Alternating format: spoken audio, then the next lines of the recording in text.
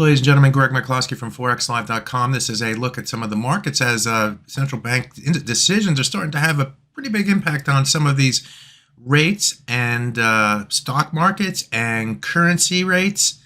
So let's take a quick look at some of the markets.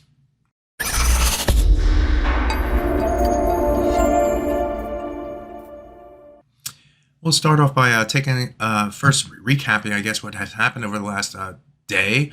The Federal Reserve raised by 50 basis points. The Fed chair and the central bankers at the FOMC said that they expect the terminal rate to be at 5.10%. That was higher than the market's expectations for sure. For the second consecutive dot plot, they have been higher than what the market expected, and that led to a rise in the dollar yesterday, and that has continued a little bit here today in some of the currency pairs, but in the ECB, they suddenly had a come to inflation moment, I guess, with ECBs Lagarde and the central bank coming out saying they need to raise rates significantly still.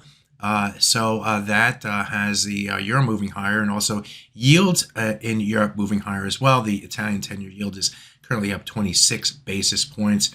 The French 10-year yield is up 15.2 basis points. The German 10-year yield is up 13.5 basis points. And Spain's 10-year is up 18 basis points. So we're seeing sharply higher rates in Europe, and that is helping to propel the euro back to the upside here. So the dollar getting lower against the euro because suddenly the ECB is tighter, or perceived to be even more tighter than the Fed now. How this all plays out has the stock markets under pressure. Why? Because they think perhaps maybe that the central banks are overdoing it a little bit. We will see. The Dow Industrial Average is currently down around 600 points. The Nasdaq Index is down 2% or 230 points. And in Europe, we're seeing their stock markets move lower as well. We have the German DAX down 3.11%.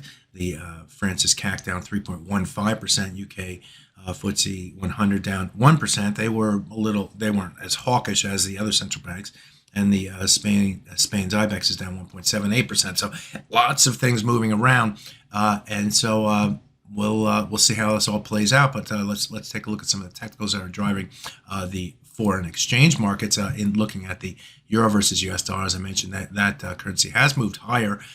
So we're seeing the lower dollar against that currency as they become more tighter.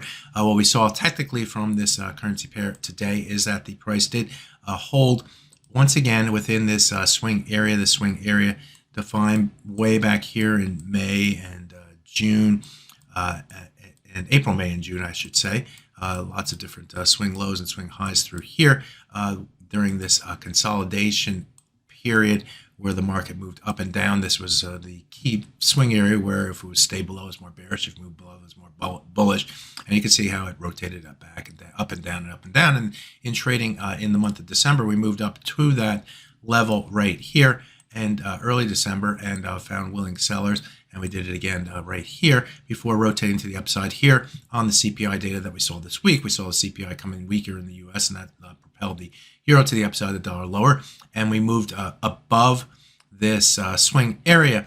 And but the last 2 days, we have seen the price move back within the swing area. But in trading here yesterday, the market came down into it and bounced higher, still closed a little bit in the swing area. And today we moved lower again and moved higher. And now we're above the swing area. So the buyers are trying to take more control here. 61.8% retracement was sniffed, but didn't quite get there. 107.46 is where that level comes in, and the high price today came in at 107.35. So got within 11 pips, which is pretty good. And then above that level, we have this other swing area through here where we had swing lows and highs. Again, another one of these diffusion areas where the price, or areas where the price finds support buyers or sellers in through here. So really the 61.8% retracement, and then this other swing area up here would be the target area between 107.46 and 108.05. That's what we have to look forward to. So stay above this area is more bullish. Stay and targets up here, the 61.8%, another swing area up there. Let's take a look at the dollar versus yen next. And if we take a look at that pair on the daily chart, we traded above and below the 200-day moving average on Wednesday. We moved below it on the CPI. But as you can see, we traded above and below it over the last 3 trading days, including the low here today. Did move a little bit below that level, but we're seeing more move to the upside here for the dollar versus yen as the dollar becomes bid off the Fed policy there, and lower stock prices as well, leading to a move higher here in that currency pair.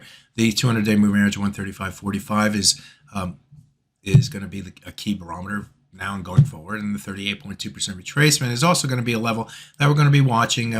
Recall that in November, the price came down to this area and found early buyers against it right through here and here, a little bit before breaking to the downside. For the most part, December has seen the price close on most days below that 38.2% retracement. Did have one close above it earlier this week on Monday, but then rotated back to the downside on the CPI data. So watch the 137.24 level on the top side here for the dollar versus yen. If we get above that level, then we could see, and then above the 70 level, we could see some more upside potential here for the dollar versus yen. Let's take a look at the sterling versus US dollar. And I mentioned the Bank of England did have their interest rate decision, and they were a little, less hawkish than certainly the ECB and maybe the Fed as well.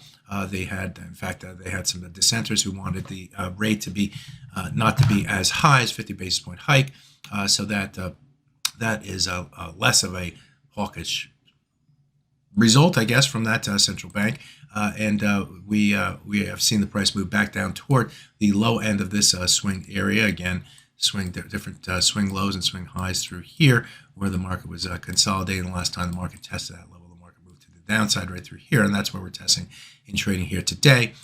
In the month of December, we did move up into that area and then broke above it on Wednesday. CPI moved up to the 61.8% retracement, and the market said and said it again yesterday against that level, and rotated back to the downside. As you can see, we're down near the or move down toward the low end of this swing area between 122.78, and we are finding some support, a little bit of support buyers. We're currently trading.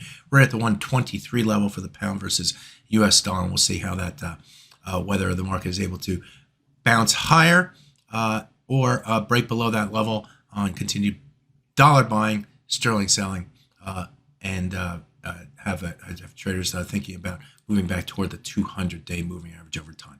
So there you have a look at some of the major currency pairs and some concerns about other markets as well as they move, and with stocks down sharply and yields moving higher, especially in Europe. My name is Greg Wyclowski. Good fortune with your trading. Bye-bye now.